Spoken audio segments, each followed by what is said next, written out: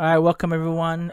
This is David the Smash fan from Chibi Podcast, and I have, Smash Attack guy. and we're here to bring you some Monday news to get you out of that blue feeling of starting work again, and to talk about stuff that happened just recently.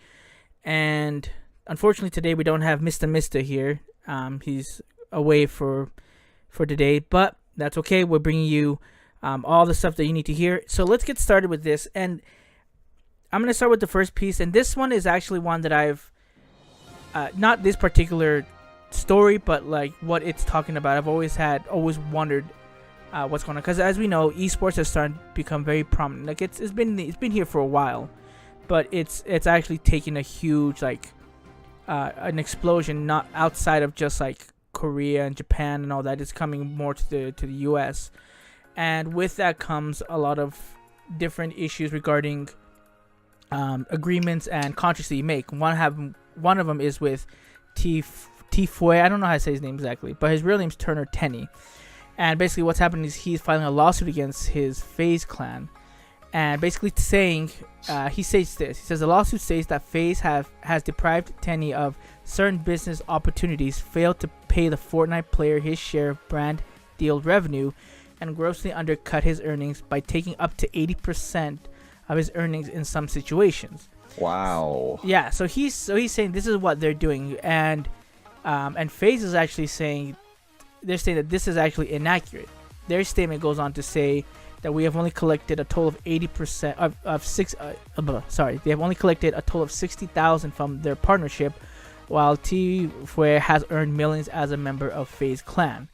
And it says, while contracts are different with each player, all of them, including Tifue's, have a maximum of 20% to FaZe clan in both tournament winnings as well as content revenue, with 80% to the player. In Turner's case, neither of those have been collected by FaZe clan.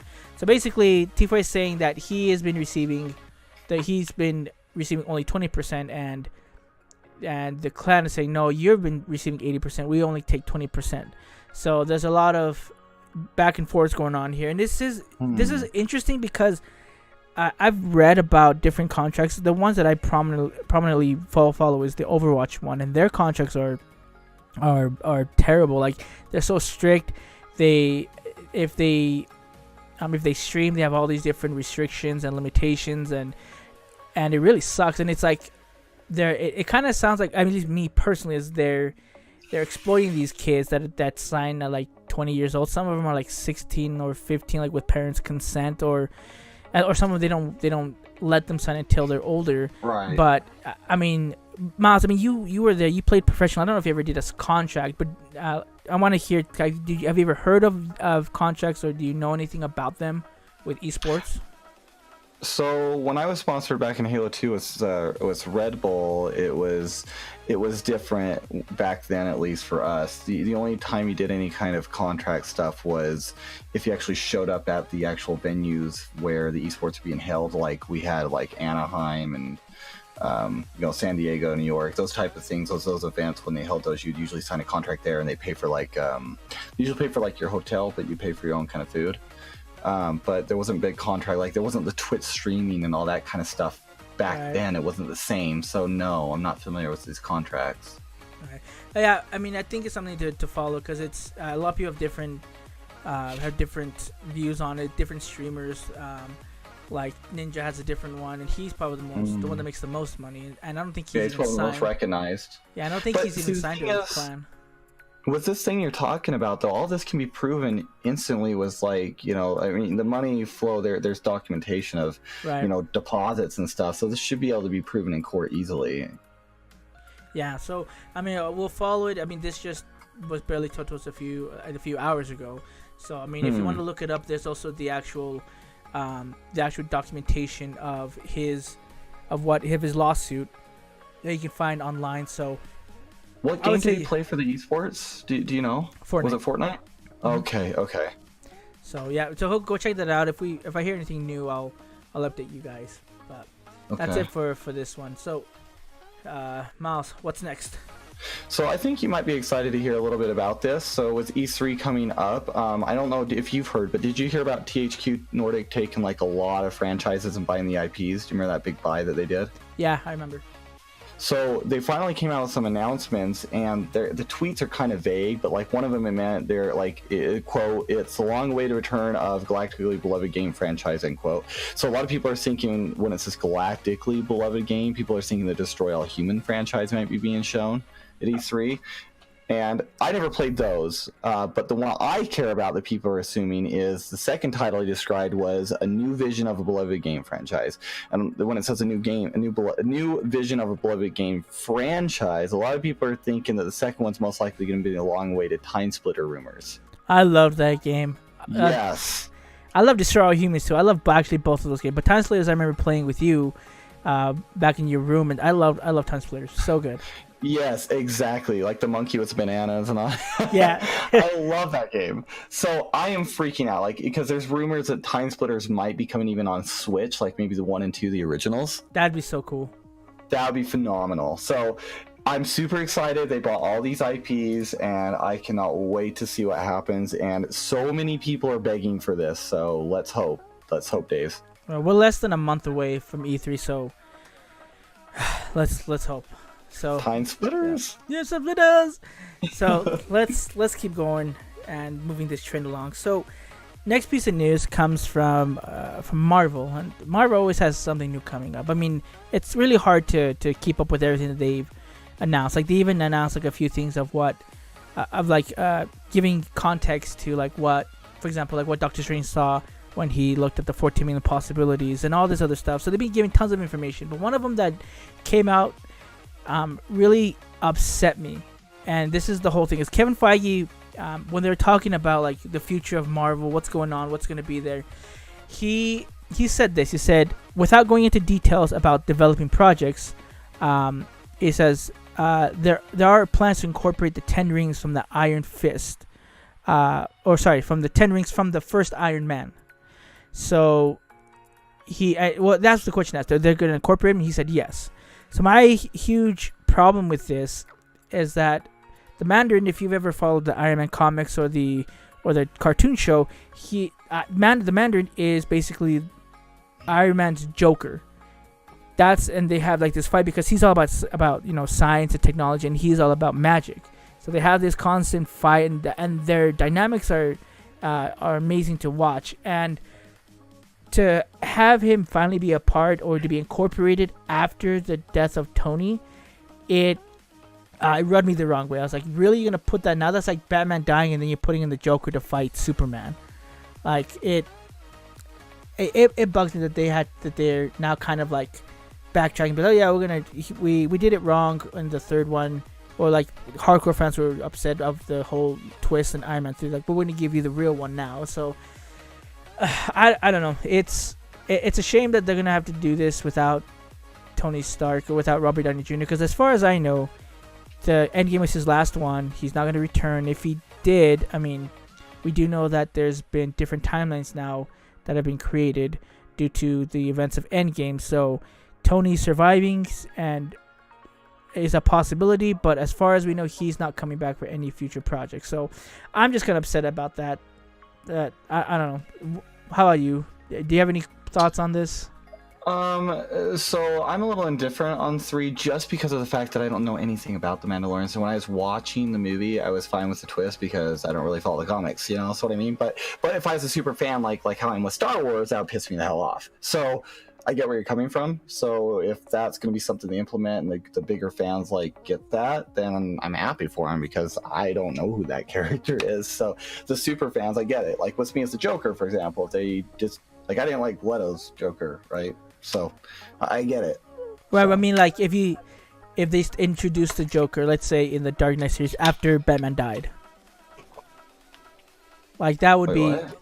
I said, how would you feel if they introduced the Joker? Let's say they kept with this cinematic universe of the DC, sure. And let's say Batman died, and now they introduce the Joker in that same cinematic universe. Wouldn't you be upset? Be like, what? Why would you introduce him after Batman's dead? That'd be a little weird, yeah. So that's my whole point. That's the whole point that I'm trying to make. So. Yeah, no, I feel you. That's a little bleh. But let's move on to some Call of Duty news. And this is I'll let Miles explain what's going on. Yeah, so just so everybody knows, like me and Daze, we don't. I think that Mr. Misters is the one that's more the Call of Duty fanboy here than we are. We enjoy him for a little bit and then we kind of move on. But kind of some weird news. So Treyarch is going to take over Sledgehammer and Raven for this year. For apparently, let me try to just read this. So it said, let's see here. According to Kotaku, reactions over at Treyarch are quite mixed between dismay and excitement. Instead of a 3-year schedule, Treyarch will now have 2 years to make Black Ops 5. And Kotaku sources say that it may result in a particularly bad stretch of crunch. Other sources say they're excited because their game plan from Black Ops 5 won't change as drastically as it did for previously installments. And then it meant, so this is an IGN article, sorry I forgot to mention that. It says 2 co-founders of Sledgehammer, Michael Condrey and Glenn Schofield, both left shortly in February 2018, and Condrey went to start a new studio in Silicon Valley with publisher 2K. That studio ended up hiring multiple Sledgehammer employees, and Kotaku reports Sledgehammer has been losing employees ever since. So this is some real nightmare stuff. Apparently, they also mentioned that it was supposed to be like a Cold War. So it said Raven and Sledgehammer were supposed to lead the development of the 2020 Call of Duty, according to Kotaku, and the plan was set its story mode during Cold War. And it said that Treyarch is also setting its story mode for Call of Duty Black Ops 5 during Cold War. And so Treyarch will be utilizing work previously done on a single-player story mode for the campaign. And since they both were kind of working on Cold War, they're going to come together and make that. So kind of a mess, dude. Yeah, it doesn't sit well. Like, I mean, I'm glad they told us, or we found out that this is happening. But right. Again, this is really sucky. Like, I don't know. Like I said, we've talked about, like, you know, the time to make a game. Like, 2 years is too short. Like, you need that third year. Once they started doing the 3 year, like, the games were starting to get better. And I don't know. I mean, Call of Duty is always, for me, has never been that great of a franchise, just because it comes out every year. And I hate paying for the game to have different... I mean, the stories are good, but the stories are always overshadowed by everyone just focusing on the multiplayer.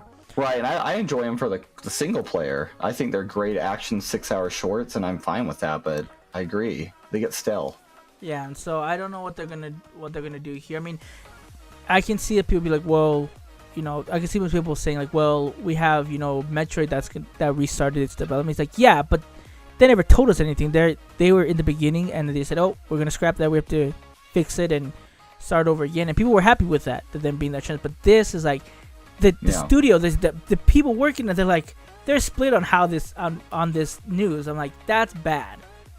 That's just whatever Call of Duty.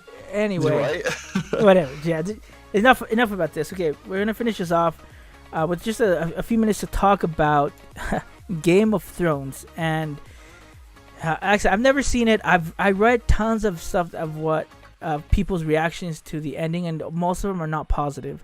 So, but I'm gonna have Miles talk about your initial thoughts. I think you'll do a full review on this finale and the whole series as a whole later on. But kind of tell us what I know to preface. This is gonna be some spoilers you'll probably talk about. So, Miles, take it away. What happened with this final?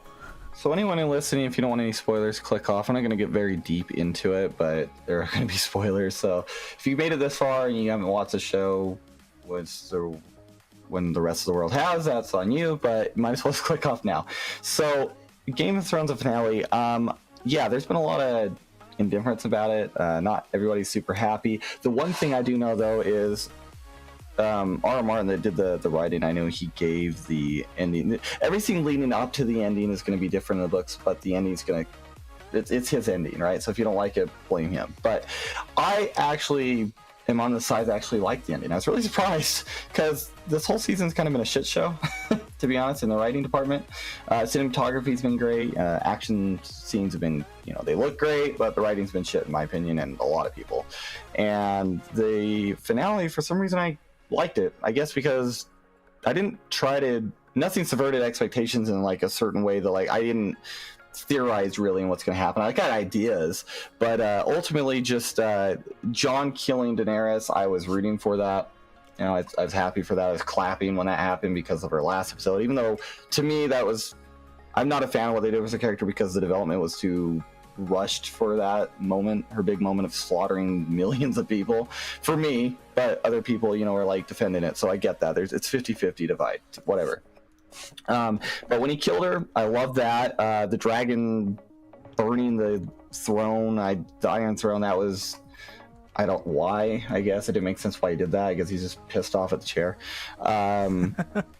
I liked that actually Bran got to be king. I liked that. Some people are mad because they're like, well, he said he didn't want to be king. But to me, I kind of look at kind of like the, what do you call it? The Infinity War, right? Or not Infinity War, Endgame, where Doctor Strange didn't want to tell Robert Downey Jr. if this is the vision he saw, because if he says something, he could screw it up. To me, I took it as Bran was saying certain things to make sure the because he can see the past, present, and future. He needs to make sure he says something, because if he says that the other, you know, if he would have said, yes, I will be king later, that could screw things up. Just one little thing could slip and it could change the future course. So I think he knew what he was doing. He knew he was going to be king, but he's not the type that wants power. He's still the three-eyed raven. So I actually kind of like that. Jon going and being on the Night's Watch, I thought that was fine. I think the world's had enough with the Targaryens, so I get that, even though he should have been the rightful ruler, and there's been this whole build-up. I get it. I also understand the other point of the argument, you know what I mean? Like, I've seen the arguments where people, what they disliked, totally get it. I can side with you. I totally agree. Just with how shit show the show's writing's been, this has been the best out of all six to me. Probably because I actually had some of Martin's actual vision in it. But overall, I thought it was okay. I'd probably give it a 7. It wasn't spectacular. It wasn't exactly the ending I wanted, but it's not about that. It's Game of Thrones. It's not going to be super happy at the end anyway. Arya became my favorite character, and for them to go back to, I think it was season 2, when she mentioned she'd like to see what's after Westeros, to head west and go be Columbus and kind of see what's after the map that they don't have. I like that with her arc. You know, if they ever would do a spinoff, that would be something I like to watch. But overall, yeah, it was okay. The season was kind of shit, but it was a good ride. It is what it is, and you know, the actors get to move on and do other things. So I just kind of look at, like with Harry Potter, you know, they can spread out now after this. So yeah, it was okay. What's funny is that just to end with this little quote, I guess there's a source to George R. R. Martin. They asked him about, like, you know, he understands the people, like, with their distaste of this season and the finale in general, but he says that he goes on to quote this, but as George, like you said, as George continues to write the next 2 books, he is in the headspace that not much is going to change. He says it might make a little more sense as he's hoping for fans realize that he has a lot more room for explanation of storytelling, but he takes. But as of this moment, he isn't going to change much from what people saw during the finale. So if you don't like Daenerys getting killed, or however it ended, like, tough luck. That's how the book's gonna end. But you probably will get more context or more, I guess, character development to find out, you know, how they got to that, and that might help alleviate if you like the books. Might help alleviate if you saw the ending, but yeah. So tough luck, guys. I'm sorry. I wish it was more welcoming and wish it was better. The show deserved better, but I agree. I mean, like I said, they can do the Brotherhood thing. Film an Alchemist Brotherhood and make it better. But the funny part about this was going to end the same. That's the only thing different, but they could make it better. But, yeah, how they get there. He gave them the storyboard. It's just how they got there is going to be different. So yeah, but anyway, that's all for today. And thanks so much for listening. Go watch our other videos. This is David the Smash Fan. Smile at your tech guy. And this is Chibi no Podcast.